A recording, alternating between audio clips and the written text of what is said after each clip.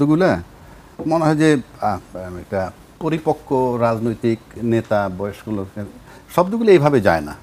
No hunky পাঙ্কি, আমার মানে সে হয়তো মিন করছে যে হাঙ্কি পাঙ্কি মানে কোনো চালাকি চলবে না ইত্যাদি কৌশল, ভালো কথা, বাট এটা হাঙ্কি ভাঙ্কি কথাটা জানি কেমন একটু হালকা মনে হয়, ভালগার টাইপের। যাই হোক, সেটা নিয়ে আমার সমালোচনা না, মূল বিষয় হচ্ছে আমরা কোথায় যাচ্ছি। শান্তনু অনেকগুলো কথা বলছে, আমার এখানে প্রথম একটা বক্তব্য, তার জামাত কিন্তু একটা অতি ক্ষুদ্র দল যদি আমি বিএনপির মতো দলের সাথে তুলনা করি, কোনো সন্দেহ নাই। কারণ আমি সবসময় বলি জামাত যে জনসভা ডাকে সেটা আলটিমেটলি কর্মী সম্মেলন হয়। কেন বলি? কারণ যারা সিগারেট খায় তারা জামাতে যোগ দিতে পারবে না, মাদক সেবন করতে পারবে না, মানে এগুলি তারা অ্যাকসেপ্ট করে না। বাট আপনি যদি বড় নদীর ভিতরে যান, নদীর ভিতরে সাপ, ব্যাঙ, কুমির, কুচ্চা, বোয়াল মাছ, পুঁটি মাছ সব থাকবে, সেটা নিয়ে কিন্তু নদীতে থাকে এবং এরা একে অপরের আহার, তার ভিতরেই সার্ভাইভ করে। সুতরাং আপনি যদি দল করতে চান, বড় দল, বড় জনসভা, সেদিক থেকে আপনি বিএনপি বলেন, আওয়ামী লীগের আলোচনা আমি করি না, তবুও করি, আওয়ামী লীগ যে অতীতে করছে তারা জনসভা করে কেন? সবাই দল মত নিয়ে গিয়ে যোগ দেয়, গিয়ে দেখে সিগারেট খায়, পাশে ইয়ে খায়। আপনি জামাতের এখানে গিয়ে দেখবেন যে না, কেউ সিগারেট টিকেট টানে, তার মানে আলটিমেটলি কর্মী সম্মেলন বসে ইয়ে খায়, বুঝলাম না। না না, আপনি পান সিগারেট খায় তো, আপনি জনসভায় গেলে পাশে বসে খায় না, আপনি জামাতে সব ধর্মের মানুষের সম্মেলন ঘটে, আওয়ামী লীগ, বিএনপি, অন্যদের সাপ, ব্যাংক, উচ্চা সবই থাকে। জি, আপনি যদি বাইসে এইভাবে করেন তাহলে তো আপনার কর্মী সম্মেলন হয়। সেখানে আমার প্রশ্ন, এত বড় দল, তাতে এই ক্ষুদ্র জামাতের চাপে সরকার কেন পড়বে? সেটাকে প্রতিহত করার দায়িত্ব সরকারকে। শেল্টার যদি বিএনপির মতো দল দিত, মানে এই কথায় মনে হয় বিএনপি দেয় না শেল্টার, দিলে তার সামনে কি আছে? সরকারের সামনে। আমি আমার বক্তব্য রাখছি। 2 নম্বর হইল, জামাত কল রেকর্ড করছে উপদেষ্টাদের, এবং কল রেকর্ড করে যদি উপদেষ্টাদেরকে ব্ল্যাকমেইল করে থাকে আর সেটার জন্য চাপ দিয়ে থাকে, আমি কল রেকর্ড কখনোই সমর্থন করি না, কিন্তু আমাদের গত 16 বছরের ট্রেডিশনে তা আছে। শুধু কল রেকর্ড না, আপনার মোবাইলে একটা নেকেট ছবি আছে, আপনার বন্ধু পাঠাইছে, এইটা পাইলেও ধরতো। এই যে কালচার শুরু হয়েছে আমাদের দেশে, তো এটা আমি। কিন্তু যেই রাজনীতি আমরা করি, ওই যে আগে বলছি মানুষের ভাষা বোঝে না বলে সবাই আঙ্গুল বাঁকা করে। সুতরাং রাজনীতি এত নোংরা জায়গায় নিয়ে গেছে, যদি এই কল রেকর্ড করে থাকে আর সেটার চাপে যদি সরকার পড়ে থাকে, এই রেকর্ড করা যেমন ঠিক হয় নাই। আর 2 নম্বর হলো, এই রাজনীতি যদি বিএনপি করতে ব্যর্থ হয়, সেটা যেন তার লোকসান হবে, জামাত তার লাভটা করে নিচ্ছে। ওনারা পারেন নাই কেন? আমি বলি নাই যে ওনারা করা উচিত ছিল, কিন্তু ওনারা পারেন নাই কেন? রাজনীতি তো রাজনীতি, যে যেভাবে সুবিধাটা নিতে পারে। 3 নম্বরটা আসেন, ওনারা একটা কথা বলছেন যে প্রতারিত করা হয়েছে, ওই যে জুলাই সনদের যে স্বাক্ষর নিয়ে নোট অফ ডিসেন্টগুলো পরবর্তীকালে পাওয়া যায় নাই। রাজনীতিতে প্রতারিত হওয়াটা কিন্তু ব্যর্থতা। মানে আমি এই যেমন আমার টাকা একজনের প্রতারিত করে মেরে দিল, এই যে আমাকে প্রতারণা করতে পারলো, এটা কিন্তু আমার ব্যর্থতা। কোর্টে লয়ারের কাছে গেলে আপনি একটা ইঞ্জিনিয়ার, আপনার টাকা প্রতারণা করলো কেমনে, এটা বলে, প্রশ্নটা আসে। তো আপনি এত বিজ্ঞ রাজনৈতিক দল, আপনি এত 7 মাস ধরে যাতায়াত করতেছেন, আমরা যেমন টকশোতে, আমি ব্যক্তিগত বলছি যে আলটিমেটলি আলোচনাগুলো ভেস্তে যাবে, তখন আমাকে তিরস্কার দিচ্ছে মানুষে যে উনি বোঝেন বেশি, আমার কাছে মনে হয়েছে। এখন যদি বলেন যে মিলে গেছে বলে বল, টকশোতে রেকর্ড আছে। তা এখন আমার কাছে এটা ধারণা হয়েছে, আপনারা কেউ আমলে নেন নাই কেন? এই যে বলছি যে ভেস্তে যাবে, মানে প্রতারণার সাথে তো মিলে যায়, প্রতারণার সাথে। আচ্ছা, এখন আমার একটা কথা হইল, যেই দলটা আপনাকে রাজনৈতিকভাবে খোলা আকাশের নিচে 18 কোটি লোক দেখছে টিভিতে, প্রতারণা করতে পারে আপনাদেরকে, সেই সরকার নির্বাচনের সময় যে আপনাকে প্রতারিত করবে না, তার কি গ্যারান্টি আছে? মানে এত কিছুর পরেও নির্বাচনের প্রতি আস্থাটা কেন? It's a question mark. আগে তো প্রতারণার ব্যাপারটা সেটেল করতে হবে। এখন প্রতারণার ব্যাপার বলায় কি হয়েছে? কি করছে সে সরকার? আমাকে যখন প্রতারক বললেন, আমি তো পারলাম না, আবার বলটা আপনাদের কোর্টে দিয়ে দিচ্ছে। কি যে আপনারা এখন সমঝোতা করে আসেন, 7 দিন টাইম দিলাম। এই যে 7 দিন টাইম দিয়ে দিল, বলটা তাদের কোর্টে দিয়ে দিল, দিয়ে এখন উনি বলছেন আপনারা যদি না পারেন 7 দিনের মধ্যে, আমি I will take my decision. তখন এটা মেনে নিতে হবে। আর আমার একটা ট্র্যাজিক ঘটনা হইলো, এখানে অনেক সংবিধান বিশেষজ্ঞ ছিলেন, তারা কিন্তু এই পুরনো সংবিধানে ফিরে যেতে চায়, পুরনো সংবিধানই নির্বাচন করতে চায়। কিন্তু গত 7-8 মাস আমি একবারও শুনি নাই ওখানে গিয়া দায়িত্বশীল কোনো ব্যক্তি, সে যত বড় লাট সাহেব গেছে, একটা লোক এই প্রশ্নটা তুলতে পারলো না যে ভাই আমরা যে করব নির্বাচন ওই সংবিধান মোতাবেক, সেটা তো ভাই 90 দিনের মধ্যে করার কথা, তারপর যদি কোনো কারণে না করা যায় আরও 90 দিনে 180 দিনের মধ্যে করার কথা। একটা লোক প্রশ্ন তুলে নাই। কেন তুলে নাই? সেই কৈফিয়ত জাতিকে তাদের দিতে হবে। আপনি কেন তুললেন না? আপনার সংবিধানের দোহাই দেন, তাহলে আপনার সংবিধান জানেনই না। প্রত্যেকে সংবিধান নিয়ে আলোচনা করছে, আইন নিয়ে আলোচনা করছে, বিশাল বিশাল পাণ্ডিত্য জারি। তাহলে আপনি এটা কেন এই ঐক্যমত সরকারের বলতে পারলেন না যে সর্বোচ্চ 180 দিনের মধ্যে আপনাদের নির্বাচন দিতে হবে? আজকে 26শে সালের ফেব্রুয়ারিতে নির্বাচন, কোন আইনে যাচ্ছেন আপনি? কোন বিধানে যাচ্ছেন? এটা কি গায়ের জোর যে সময় মতো না হইলে যে কোনো সময় করা যাবে? তাহলে আগে ডিসাইড করেন কোন আইনে যাচ্ছেন। একদম লাস্ট কথা একটা কথা বলি, যে আমি বিশ্বাস করেন ফর গডসে আমি লজিক দিচ্ছি, জামাতের কথা বলা হচ্ছে, এটা বললে মনে করে কি যে জামাতের পক্ষপাতী। I don't care any party. আপনি এই জামাতকে নিয়ে আন্দোলন করছে 3টা রাজনৈতিক দল একসাথে এরশাদের বিরুদ্ধে, 3 দলীয় জোটের রূপরেখা। স্বাধীনতা বিরোধী শক্তিকে কেন আপনি আন্দোলনে নেবেন? কেন? কোন স্বার্থে? কি জন্য নেবেন? কয় জামাত আসতে চাইছে, জামাতের আশ্চর্য, ওটাকে দুর্গন্ধ নিব কেন আমি? আবার সেই জামাতের সাথে নিয়ে আমি তার 18টা সিট দিয়ে তারপর 2টা মন্ত্রিত্ব দিই, তারপর আপনি কেন তাকে এটা ডিসলাইক করবেন? Very simple. এই সমস্ত কথা চলবে না বাংলাদেশে। হয় জামাত বাদ দেওয়ার জন্য গণভোট তৈরি করেন, তাহলে ঠিক আছে, গণভোট একেবারে জামাত বাদ চিরতরে। আর বিএনপির কেউ কেউ আবার এই প্রশ্ন না, আপনাদের কোনো রাইটই নেই এটা বলার, কারণ 2টা পরীক্ষিত জামাতকে ব্যবহার করছে। আজকে আপনি তার মানে যখন সুবিধা আমি ঘ্রাণ পাই, যখন তার দরকার, আর যখন দরকার নাই তখন দুর্গন্ধ পাই। দিস পলিটিক্স এটা বাংলাদেশে আর সাস্টেইন করবে না। আই এম টেলিং ইউ, জেনারেশনে চেঞ্জ আসতে হবে একটা স্বচ্ছতার মাধ্যমে, খুব স্বচ্ছ ক্লিন হ্যান্ডে আসতে হবে। Nobody is with clean hand, no political party here in Bangladesh with clean hands. আপনি পরিষ্কার হাত না নিয়ে আসলে এভরিবডি সাফার। কারণ আপনি দেখেন না, এই যে আপনি যে দলগুলা আরো কতগুলো কথা আপনাকে বলি, আমি জানি না এই পর্বটা পরে আসুক, তাইলে আমি এখন সেটা আমি একটু পজের জন্য অপেক্ষা করছিলাম, আসলে আমাকে বিরতিতে যেতে হবে। ঠিক আছে দর্শক, একটি বিরতি নিচ্ছি, ফিরছি এখনই।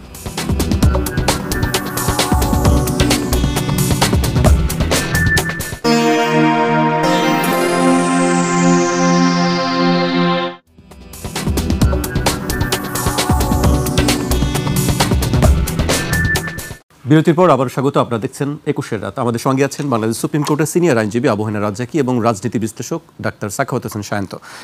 আমি সায়ন্ত ভাইকে দিয়ে শুরু করতে চাই।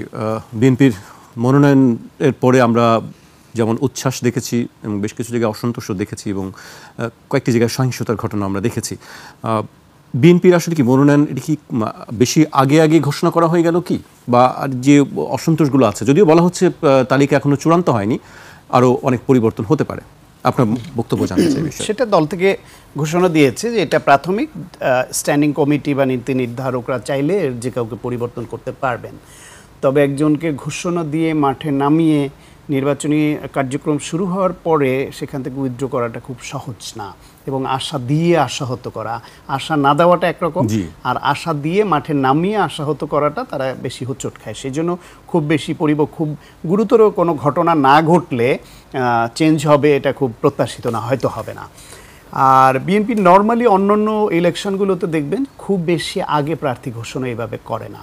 তারা সেটা তফসিল ঘোষণার পরে তারা ফর্মালি নমিনেশন পেপার বিক্রি করে, নমিনেশন পেপার কেনার পরে সেটা সাবমিট করে, ইন্টারভিউ নেয় এবং একটা বিশেষ প্রক্রিয়ার মাধ্যমে নমিনেশন দেয়। এইবার আগেভাগে দেওয়ার একটা কৌশল হতে পারে এইটা, আমি আমার ব্যক্তিগত বিশ্লেষণ বলছি, কৌশল হতে পারে দুটো মূল কারণ। একটা হচ্ছে জামায়াত ইসলাম অনেক আগে থেকে সব এলাকায় প্রার্থী ঘোষণা করে দেওয়াতে জামায়াতের সেই ব্যক্তিরা ডোর টু ডোর যাচ্ছেন, নির্বাচনী প্রক্রিয়ার মাধ্যমে তারা কার্যক্রম চালাচ্ছেন, ভোট চাইতে যাচ্ছেন, সমর্থন আদায় করছেন। সেইখানে বিএনপির যদি কাউকে এরকম ঘোষণা করে না দেওয়া হয় তাহলে কে পাবো না পাবো সবাই থেমেছিল। সে কারণে বিএনপিও যাতে ক্যান্ডিডেটশিপ ঘোষণা করে দিলে তিনিও যাতে তার কার্যক্রম নিয়ে জনগণের কাছে যাওয়া শুরু করেন, ফলে জনসম্পৃক্ততা বাড়ে। জামায়াতের কৌশলকে অনুসরণ করা, আমি বলছি অনুসরণ না। জামায়াত যেহেতু আগে প্রক্রিয়া করে ফেলেছে, সুতরাং বিএনপি যদি আগের স্টাইলে এরকম পরে দেয় তাহলে জামায়াত অ্যাডভান্টেজ নিয়ে নিতে পারে। সেই জন্য জামায়াত যাতে এই কোনো অ্যাডভান্টেজ, বিশেষ অ্যাডভান্টেজ নিয়ে নিতে না পারে, রাজনৈতিক সুবিধা, সেইটা বিএনপি একটা তাদের কার্যক্রম দিয়ে ওইটাকে নিউট্রালাইজ করলো, এটা একটা হতে পারে, আমার ধারণার কথা বলছি। সেকেন্ড যেটা, সেটা হচ্ছে যদিও ফেব্রুয়ারিতে নির্বাচন হবে এরকম একটা ঘোষণা সরকারের তরফ থেকে দেওয়া হয়েছে, সব দল বলছে, সব স্টেক হোল্ডাররা বলছে, একটু প্রথম আলোচনা আমি বলেছি, কিন্তু তারপরও মানুষের মধ্যে নানা মুখে অনিশ্চয়তা আছে। যেখানেই আপনি যাবেন এখনও কিন্তু প্রশ্ন করে ফেব্রুয়ারিতে নির্বাচন হবে তো। মাঝে মাঝেই বাহিনীর প্রধানরা প্রধান উপদেষ্টার সঙ্গে দেখা করতে গেলে বলে কিছু একটা ঘটবে, আজ রাতে ঘটে যাবে। একটা রেগুলার মহড়ার বেসিসে সেনাবাহিনী কোনো মহড়ার আয়োজন করলো, ওই ইউটিউবাররা বিদেশ থেকে বলে দেয় আজ রাতে এই কু হতে যাচ্ছে। তা নানান রকম মানুষের সব কথা উঠছে, তো আবার এর সুযোগ নিতেও পারে। পতিত ফ্যাসিবাদ গোষ্ঠী তারা প্রচুর টাকা নিয়ে বসে আছে, তাদের লোকজন কয়েক হাজার লোক পালিয়ে গেছে ঠিকই, কিন্তু এরা তো এই অবৈধভাবে ওইখানে অস্ত্র সঙ্গে নিয়ে যেতে পারেনি, কারণ যেই দেশ তাদের আশ্রয় দিয়েছে তারা তো অবৈধ অস্ত্রসহ আশ্রয় দেবে না। তাহলে এই 16 বছর ধরে যে সাম্রাজ্য গড়েছিল আওয়ামী লীগের যারা, তাদের যে অবৈধ অস্ত্র সেটা কিন্তু দেশে রয়ে গেছে, তারা অরাজকতা তৈরি করতে পারে। আবার এই যে বিভিন্ন গোষ্ঠী যারা নির্বাচন পেছাতে চায়, কোনো না কোনো উসিলা একটা গোলযোগ তৈরি করে সেটাও করে ফেলতে পারে। সেই জন্য বিএনপি হয়তো মনে করেছে যে, এটাও আমি আমার প্রেডিকশন বিশ্লেষণের কথাই বলছি, হয়তো মনে করেছে যে আমি যদি ক্যান্ডিডেটটা ঘোষণা করে দেই তাহলে সে নির্বাচনী কার্যক্রমে সম্পৃক্ত হয়ে গেল এবং তার এলাকাটাকে সে নির্বাচনী কার্যক্রমের আওতায় এনে জনসম্পৃক্ততা বাড়ালো এবং তার একটা স্বপ্ন দেখা শুরু হয়ে গেল যে এই নির্বাচনের মাধ্যমে আমি জাতীয় সংসদ সদস্য হব।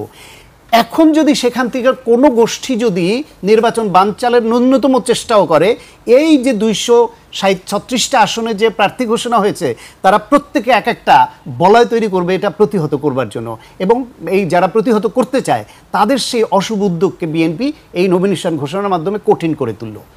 আর আরেকটা জিনিস যেটা বলেছেন গোলযোগ সহিংসতা, বিএনপির অতীত সময়গুলোতে যদি দেখেন, বিএনপি বড় দল হিসেবে প্রত্যেকটা আসনে এদের অসংখ্য 5 জন 7 জন 10 জন 15 জন ক্যান্ডিডেট থাকে, এবং যেহেতু পাওয়ার পলিটিক্স করা, পুঁজিবাদী ব্যবস্থার পাওয়ার পলিটিক্স করা মধ্যপন্থীর দল, এইখানে কিন্তু ওই যেটা রাজ্জাকি ভাই বলছিলেন যে অনেক ধরনের সংমিশ্রণ আছে, ভালো খারাপ, সুযোগ সন্ধানী, কিছু মাসল পাওয়ার দেখানো নানান রকমের লোক আছে।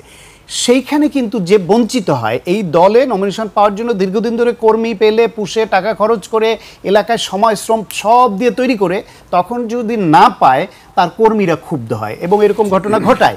কিন্তু এইবার আমি খেয়াল করছি হাতে গোনা খুবই অল্প সংখ্যক কয়েকটা আসনে প্রতিবাদ মানে সড়ক অবরোধ, একটু গাছ মানে লাকড়ি পুড়িয়েছে, একটা মিছিল করেছে, সরাসরি যে খুনোখুনির পর যে আগে যেরকম মাঝে মাঝে কখনো কখনো ঘটতো, আলহামদুলিল্লাহ সেটা হয় নাই, এটা বিএনপির একটা পজিটিভ সাইন।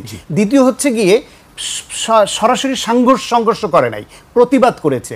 এই প্রতিবাদ করাটাও কিন্তু কর্মীদের একটা অধিকার, এটাকে আপনি একেবারে অস্বীকার করতে পারবেন না। তবে প্রতিবাদটা সাংঘর্ষিক রূপ নেয়নি, আলহামদুলিল্লাহ। ভবিষ্যতে যাতে না নেয় বা যেটুকু নিয়েছে এটুকুও যাতে নিতে পারে, দলের সেই ব্যাপারে আরও কঠোর হতে হবে। তবে আমি এ পর্যায়ে রাজ্জাকি ভাইয়ের কাছে আসতে চাই, আসলে বিএনপির মনোনয়ন নিয়ে এবং এই যে সাম্প্রতিক যে সংঘাত সহিংসতাগুলো আমরা দেখছি, এ বিষয়ে আপনার বক্তব্য কি? এটা একটা ঝামেলায় ফেলাইলেন আমারে, কেন জানেন? 1 নম্বর, আমি বিএনপির রাজনীতির সাথে সম্পৃক্ত না। 2 নম্বর, আমি তাদের ভিতরগত বিষয় জানি না। আমরা তো জামাতের সঙ্গে সম্পৃক্ত না, জামাতের বিষয়ে তো কত কিছু বললেন। জামাতের পক্ষে বিপক্ষে আমি বলিনি, আমি আমার ওপিনিয়নটা দিচ্ছি, আমি এখনো দিব। এইখানে ওপিনিয়ন আমরা জানি আপনি কোনো রাজনৈতিক দলের সঙ্গে জড়িত নয়, আপনার মতামতই মানুষ জানতে চায়। না, যেমন ধরেন প্রতিবাদ হতে পারে কর্মীদের মধ্যে, but it must be within your home, আপনার বাসার মধ্যে, কারণ এটা তো আপনার দলীয় ব্যাপারটা তো দলীয়। আমরা 3 জন, তারে নমিনেশন দিল, আমাদের 2 জনের ক্ষোভ আছে, এটা ইনডোরে, অর্থাৎ নমিনেশন যারা দিচ্ছেন তাদের সাথে ফাইট হতে পারে, বা 1-to-1 হতে পারে, আপনি ওনারা কেমনি দিলেন, আপনি আমার দিলেন না, ইত্যাদি ইত্যাদি হতে পারে। বাট হোয়েন ইট মানে যখন এটা পাবলিক হবে, তার সমস্যা আপনার ঘরের, তো আমার বাইরে মেজাজ কেন? সমস্যা আপনার দলের ভিতরে, নমিনেশন হেরে দিয়েছে, এই 2 জনের দেয় নাই, আপনি রাস্তা অবরোধ করতেছেন ফর এক্সাম্পল। আমি বলছি না এটা, কিন্তু আপনার ঘরের ঘটনায় তো রাস্তা অবরোধটা কোনোভাবে গ্রহণযোগ্য না। তাহলে মানুষ ভাববে কি, what message you are giving? জিনিসটা যত ছোটই হোক, প্রবলেম তো আপনার ঘরের। এই কারো ঘরের সমস্যা নাই এটা কিন্তু নয়, প্রত্যেকের ঘরের ভিতরে সমস্যা আছে। জামাতের ঘরের সমস্যা নাই, কথার কথা বলছি, তো সেই সমস্যাটা আপনি বাইরে নিয়ে আসবেন কেন? আচ্ছা, 2 নম্বর, আপনি আসেন এই যে প্রচার করবে, যেমন ধরুন অনেক দিন আগে নমিনেশন দেওয়া হয় নাই, কিন্তু মাত্র 3-4 জনের ব্যবধানে 237 জনের দেওয়ার পর 113 জনের ভিতরে রদবদল হয়ে গেল। তো 113 জনের মধ্যে রদবদল করে এই লোকগুলো এখনো অনিশ্চিত যে আবার এখানে রদবদল হতে পারে। 113 জনের অলরেডি রদবদল হয়েছে। কোথায়? এই যে আপনার 237 জনের মধ্যে, আপনি দেখেন নাই? এটা যদি হয়, সরি আমি এটা এখনো দেখি নাই, জানি না, এটা হওয়ার কথা না। আপনি 113 জনের দরকার নেই, 2 জনও যদি করেন, কথার কথা, ভালো তো হলো না। যেমন নমিনেশন দিয়ে একজনের জয় বাংলা স্লোগান দিয়ে ফেলছে ওই যে মাদারীপুরে, তার ওইটা নাকি স্থগিত করা হয়েছে। আচ্ছা, এখন প্রশ্ন হচ্ছে তাহলে আপনি নমিনেশন কাকে দিচ্ছেন? আপনি তো নমিনেশন দেওয়ার আগে চিন্তা করে দিবেন। তাহলে এখন যদি ওই যে জামাত যেহেতু অনেক আগে নমিনেশন পাইছে, প্রচার করতেছে, তারা প্রচারে নেমে গেছে, এখন তো তারা প্রচারে নেমে বলবে নট গ্যারান্টি যে উনি থাকবে বিএনপির, কারণ রদবদল হয়, স্লোগান একটা দিলে স্থগিত করে দেয়। মানে আমি বলছি প্রত্যেকটা তাদের ক্ষতি হচ্ছে। আর একটা মারাত্মক ব্যাপার আমার কাছে, সবচেয়ে বড় দল বিএনপি, বিএনপির ঠেকা নিছে যে আমার ছোট দলগুলোকে অ্যাকোমোডেট করতে হবে।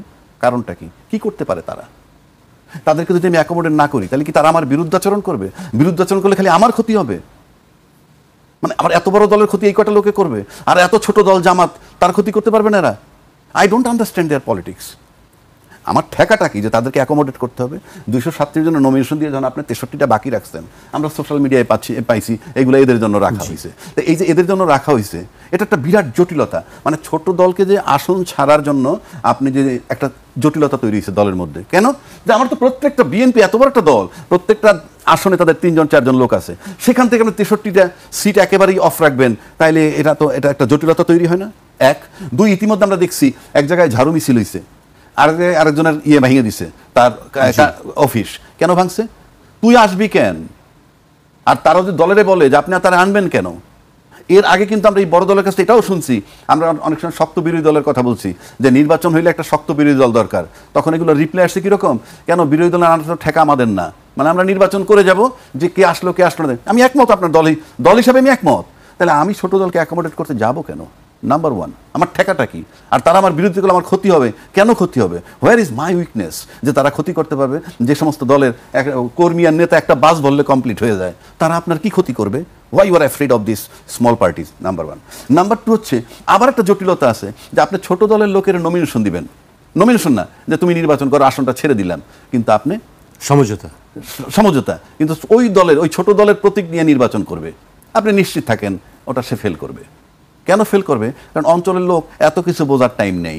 তার যখন দেখবে যে তার দলের প্রতীক নাই, তার দলের মার্কা নাই, ওটা মাথা ব্যথাই থাকবে না, ওখান থেকে তৃতীয় দল বেরিয়ে যাবে, আপনি নিশ্চিত করতে পারেন। তাহলে ওই 63টা দলে যদি নমিনেশন তারা যদি মনোনয়ন দিয়ে দেয় যে তুমি করো, আমাদের দলের লোক ভোট দিবে, মার্কাটা যদি ওই দলের না থাকে, বড় দলের, ইনশাআল্লাহ তাআলা এটা সমূহ সম্ভাবনা আছে এটা মার্কা তো থাকছে না। সেটাই তো বললাম, সেটাই বললাম। আর তৃতীয় আরেকটা জটিলতা আসেন যে যদি আপনি যে নিজ দলীয় এই 4 জনের মধ্যে 3 জনের বঞ্চিত করে একজনে দিলেন, আমি বঞ্চিত বলছি এই কারণে ওই 3 জন ভাবে আমাকে বঞ্চিত করা হইলো, কারণ প্রত্যেকে দেখবেন নিজ নিজ ক্ষেত্রে বলে আমার চেয়ে বেশি স্যাক্রিফাইস কেউ করে নাই, সুতরাং আপনি সে বঞ্চিত মনে করবে। অলরেডি একটা ঘটনা ঘটছে যে একজন প্রার্থীর সাথে একজনকে অলরেডি কিল্ড। আমি ঠিক জানি না এই কিলটা কে করছে বা কাকে করতে চাইছে। যদি প্রার্থীকে করতে থাকে, করার প্ল্যান করে থাকে, সেই হয়ে থাকে, তাহলে এটা একটা বার্তা। এটা তো আপনার টোটালটা আভ্যন্তরীণ কোন্দল, কাজে আপনি এই কোন্দলগুলো অন্য দলে নাই। আপনি বড় বিষয় 7 ভাইয়ের পরিবার, অথবা একটা পরিবারের 7 ভাই আর একটা পরিবারের মাত্র 2 ভাই, 2 ব্রাদার্স আর ইউনাইটেড, আর 7টা ভাই ইউনাইটেড না, 7টা ভাই পরাস্ত হয়ে যায় ওই 2 ভাইয়ের কাছে আর এক পরিবারের। মানে এটা একটা মারাত্মক ব্যাপার। আপনি এখানে তো অন্য দলের সেই কোন্দলটা নাই, সেই সমস্যাটা নাই, এগুলাকে মাথায় রাখতে হবে এই নির্বাচনের জন্য। আর একটা হইলো, কেউ কিন্তু শুধু নির্বাচন নিয়ে আলাপ করতে পারতেছে না, গণভোট আসছে, আঙ্গুল বাঁকা করতেছে, গণভোট দিতে হবে, তা আপনি নির্বাচনে যান কিভাবে? আপনাকে এইগুলাকে থামিয়ে এগুলোকে স্টপ করাই না যেতে হবে। আপনি যদি ওইভাবে আসেন, দলবিহীন জনগণ যখন বলছিল যে রাষ্ট্রপতিকে অপসারণ করা দরকার, দলীয় লোকরা তখন বলছিল সাংবিধানিক সংকট হবে। তাই সাংবিধানিক সংকট হবে যখন দলীয় লোকেরা বলে, ওই দলবিহীন লোকের ভোটটা তারা পাবে বলে আমি মনে করি না। আবার দলবিহীন লোক যখন বলে সংস্কার বিচার তারপরে নির্বাচন, তখন দলযুক্ত লোকগুলো বলছে যে চলমান প্রক্রিয়া সংস্কার এবং বিচার, নির্বাচনটা দেন। তার মানে এই সমস্ত বক্তব্যে দলবিহীন জনগণগুলো পাওয়া খুব মুশকিল। সেই দলবিহীন জনগণগুলা বিবেচনায় নিবে এই সমস্ত দাবির সাথে কারা সম্পৃক্ত। সুতরাং নির্বাচনী সমীকরণটা সামনে খুবই জটিল বলে আমার কাছে মনে হচ্ছে। জি, শান্ত ভাইয়ের কাছে আসতে চাই। নির্বাচন নিয়ে জটিলতার কথা বলছিলেন, যে সামনে জটিলতা আসছে এরকম একটি আশঙ্কার কথা তিনি বলছেন। আমি আপনার কাছে জানতে চাই আসলে যে বিএনপির শরিকদের নিয়ে আসলে কি ভাবছে, তাদেরকে কত আসন দেওয়া হবে কি হবে না, এবং সেই সব আসনে যারা বিএনপির ত্যাগী নেতাকর্মী আছেন তাদের একটি আপত্তির বিষয় আছে। এইটি আসলে বিএনপি কিভাবে মোকাবেলা করবে মনে হয় আপনার কাছে? প্রথম কথা হলো, বিএনপি দেখেন 237টা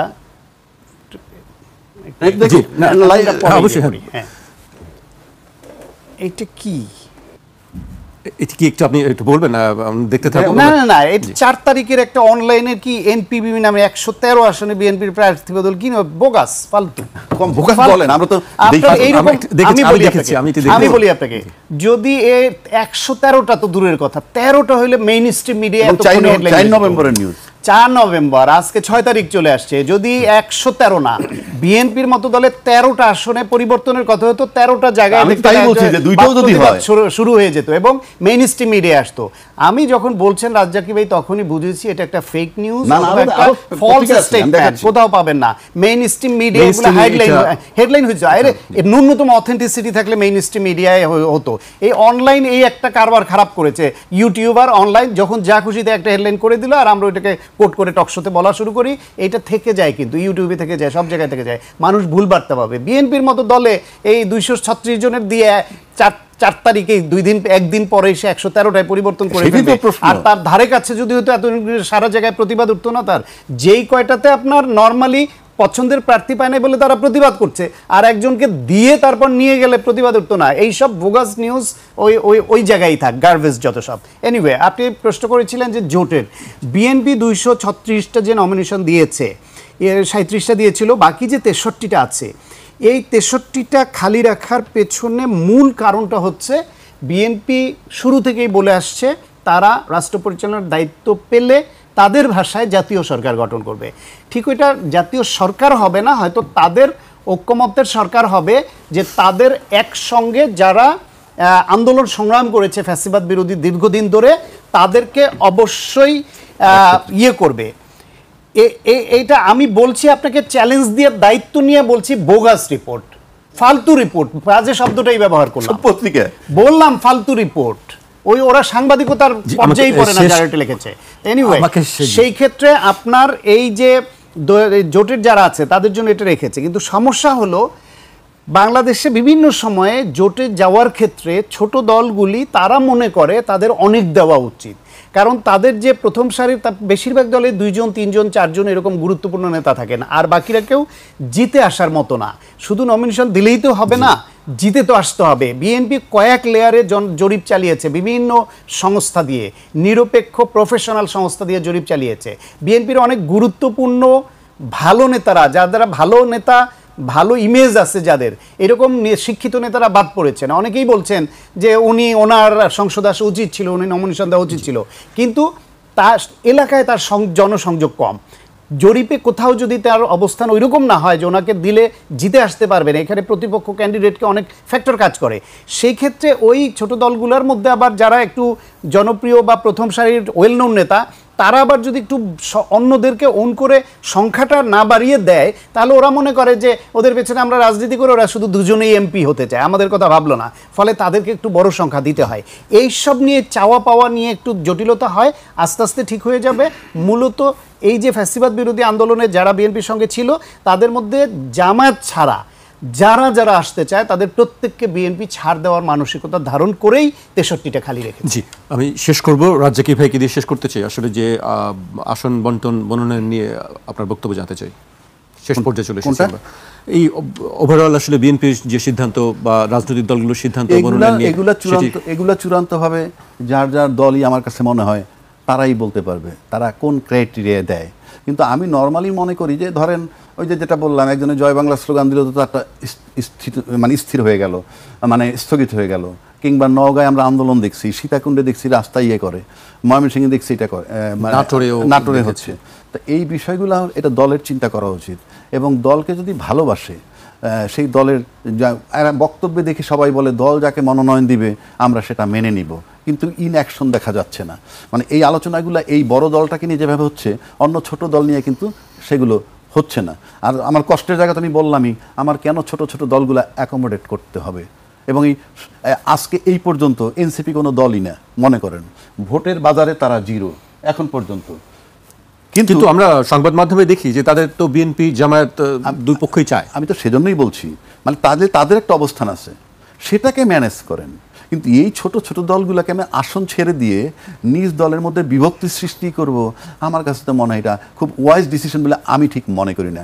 আর যদি বিএনপি এইটা কৌশল মনে করে যে হ্যাঁ এটা আমি আমার বিরুদ্ধে কোনো কথা যাতে আপাতত না বলে, কেননা আপনার নমিনেশনটা কনফার্ম হয় যখন মনোনয়নপত্র জমা দেওয়ার সময় দলীয় কাগজটার সাথে জমা দেয় যে অমুক দলের মনোনীত প্রার্থী হিসাবে, এবং স্বাক্ষর থাকে দলের চেয়ারম্যানের অথবা দলের চেয়ারম্যান যাকে দায়িত্ব দেন সেই ব্যক্তির, তখন এটা হয়তো চূড়ান্ত হয়। এখন ওই পর্যন্ত যদি মনে করেন যে জামাত কি বলে, বিএনপি নিজেও বলে যে আমাদের বিরুদ্ধে যথেষ্ট প্রোপাগান্ডা ছড়ানো হচ্ছে, ষড়যন্ত্র হচ্ছে, নির্বাচন বানচালের সেক্ষেত্রে যদি মনে করে যে এই তকমাটা দিয়া আপাতত অন্তত এই মনোনয়নপত্র জমা দেওয়ার পূর্ব পর্যন্ত যদি তাদেরকে মুখ বন্ধ রাখা যায়, এবং আশা করি থাকবেও বন্ধ, কেননা এমন একটা মোহ এমপি হওয়াটা আমি গত 53 বছর যাবত দেখতেছি।